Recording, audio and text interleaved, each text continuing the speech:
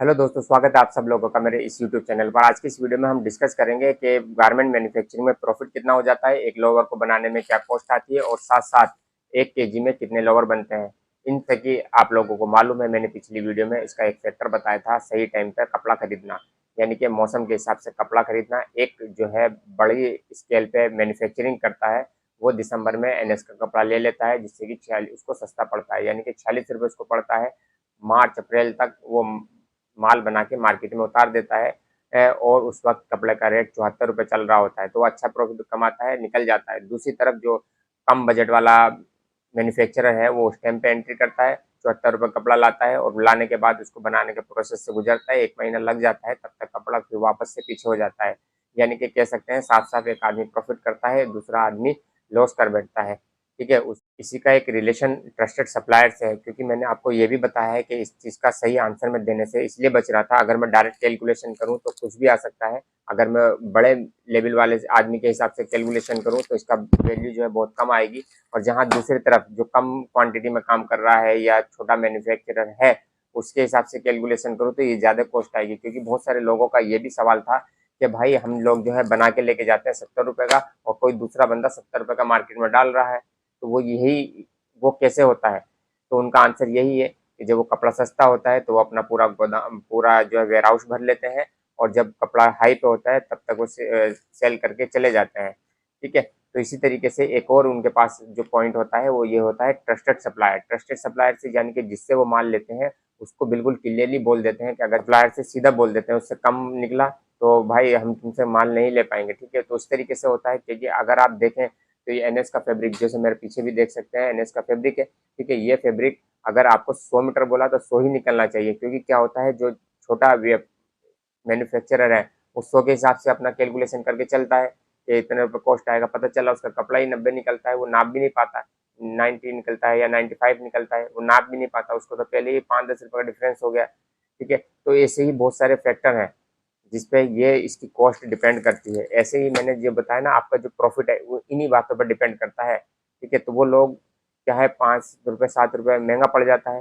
साथ साथ उसके, जैसे कि मेरे हाथ में देख सकते हैं ये पीस है, इसकी पॉलिथीन और इसकी पॉलिथीन में डिफरेंस नज़र आपको सामने आ रहा होगा। ठीक है, इसमें भी वो क्या है करते हैं, जो बड़े मैन्युफैक्चरर हैं, ठीक है, वो एक साथ माल खरीद के लाते हैं तो सस्ता पड़ता है। इस तरीके से अगर आप देखेंगे तो बहुत सारे रॉ मटेरियल के नाम आपके आपके सामने आएंगे, उन पर अगर आप 50 पैसे के हिसाब से भी कैलकुलेशन करो तो 5 रुपये का डिफरेंस हो जाएगा। जैसे कि लास्टिक लास्टिक आप लेके आता हो 120 रुपये का, ठीक है, लेकिन आपका निकलता कितना है, 27 मीटर, 25 मीटर, 21 मीटर। ठीक है, और वो जो लेके आते हैं तो उनका पूरा 30 मीटर निकलता है।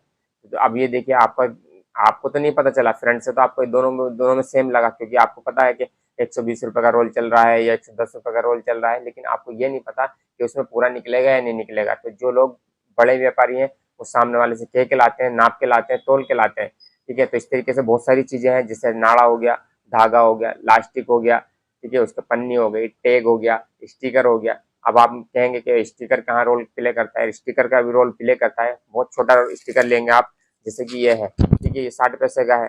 ठीक है, अगर आप बड़ा स्टिकर लेंगे तो वो 1.5 रुपये 2 रुपये का है। तो ये भी डिपेंड करता है कि आप किस तरीके का माल बना रहे हैं और किस तरीके के कस्टमर आपके पास है। अगर आपके पास अच्छे कस्टमर हैं, महंगा खरीदने वाले हैं, तो आप अच्छा बनाइए। अगर आपके पास सस्ता खरीदने वाले हैं तो आप सस्ता बनाइए। ठीक है, क्या होता है, हम दूसरे मैन्युफैक्चरर को देख के ये डर जाते हैं कि भाई इसको प्रॉफिट कैसे हो रहा है।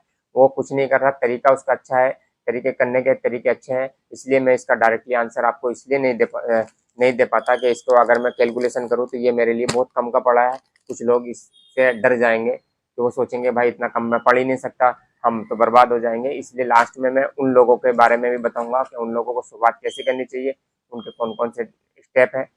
इसलिए आज की इस वीडियो में मैं सिर्फ आपको यही बताऊंगा कि आपके पास ट्रस्टेड सप्लायर होना चाहिए, जहाँ से आप ये सारा मटेरियल और कपड़ा खरीद सकें, और साथ साथ जो आपको पूरा का पूरा जो है, पूरा जितना बोला जा रहा है उतना ही क्वांटिटी में दे। क्योंकि हमें मालूम है ना, क्योंकि हम लोग प्रैक्टिकल नॉलेज कर रहे हैं, इसमें छोटे छोटे पीस निकल आ जाते हैं, टुकड़े निकल आते हैं। उससे क्या होता है, जहाँ बीच में से कट लग गया तो हमारे 5 पीस 10 पीस खराब हो जाते हैं। ठीक है, और बहुत सारे फैक्टर इस बात पर डिपेंड करते हैं कि कितना प्रॉफिट होता है और क्या एवरेज निकलता है। उन फैक्टर की बात मैं अगली वीडियो में करूंगा। अगली वीडियो का मैं थोड़ा सा बता दूं अगली वीडियो में आपका मैं बात करूंगा आपकी नॉलेज की और टैलेंट की।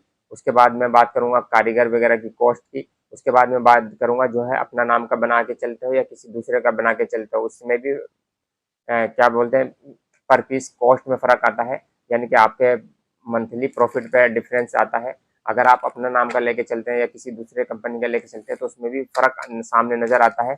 उसके बाद मैं अपना सॉल्यूशन दूंगा, जिसमें मैं आपको बताऊंगा कि भाई जो लोग जिन लोगों के पास पैसा नहीं है वो किस तरीके से शुरुआत कर सकते हैं, ये सारी चीज़ें शुरुआत कैसे कर सकते हैं जिससे कि उसको जिससे कि जो नया मैन्युफैक्चरर है उसको लॉस ना हो। ठीक है, ऐसी इन्फॉर्मेशन वीडियो के लिए जुड़े रहे मेरे चैनल के साथ साथ। Thank you so much.